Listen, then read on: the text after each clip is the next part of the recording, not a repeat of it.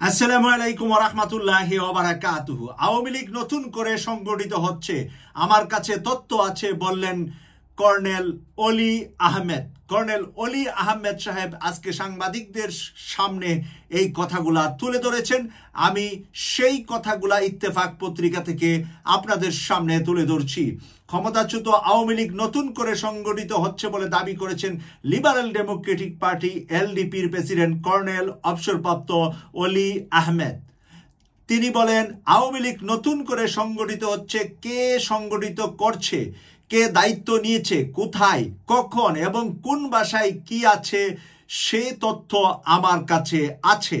Colonel অলি আহমেদ সেনাবাহিনীর একজন চৌকুশ officer, তাই ওনার কাছে তথ্য থাকাটার সম্ভাব্য বিষয়টাকে উড়িয়ে দেওয়া যায় না, কারণ ওনার কাছে সোর্স আছে। সেনাবাহিনী থেকে শুরু করে অবসরপ্রাপ্ত বিভিন্ন কর্মকর্তারাই আর্মি অফিসারদের সাথে যোগাযোগ রাখেন, তাই সেখান থেকে উনি যে সঠিক তথ্য পেয়েছে এতে কোনো ভুল আছে বলে আমি মনে করি না। কিন্তু ভুল হলো বর্তমান অন্তর্বর্তীকালীন সরকারের যারা তথ্য নেওয়ার দায়িত্বে আছে, যারা গোয়েন্দা সংস্থার দায়িত্বে আছে, যারা প্রশাসনের দায়িত্বে আছে, সেখানে সঠিক দায়িত্ব পালন হয়নি হচ্ছে না বলি এই ঘটনাগুলা বাংলাদেশে বারবার ঘটছে।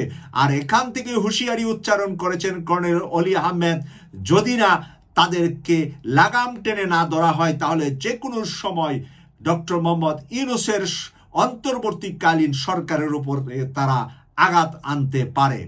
বৃহস্পতিবার 5 ডিসেম্বর রাজধানীর মগবাজার এলডিবির কার্যালয়ে এক সংবাদ সম্মেলনে তিনি এসব কথা বলেন। অলি আহমেদ বলেন, আমরা যদি মনে করি স্বৈরাচারীরা বসে আছে, এটা সঠিক নয়। স্বৈরাচারদের প্রথম, দ্বিতীয় এবং তৃতীয় স্তর পুলিশ এবং প্রশাসনে বসে আছে।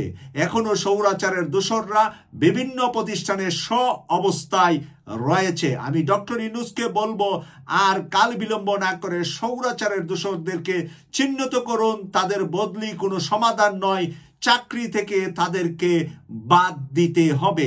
প্রিয় দর্শক, ডক্টর কর্নেল অলি আহমেদ সাহেবের এই বক্তব্যে আমি একমত পোষণ করছি যে তাদেরকে চাকরি থেকে বাদ দিতে হবে, কিন্তু বদলি করে কোনো লাভ হবে না।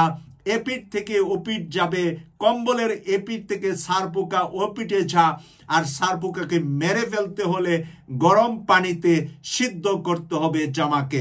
তাই গরম পানি না ঢেলে দেওয়া পর্যন্ত সারপোকা যেরকম মারা যায় না, আওয়ামী লীগকে সরকারে বসিয়ে, প্রশাসনে বসিয়ে বদলি করে তাদেরকে চুপচাপ রাখা যাবে না।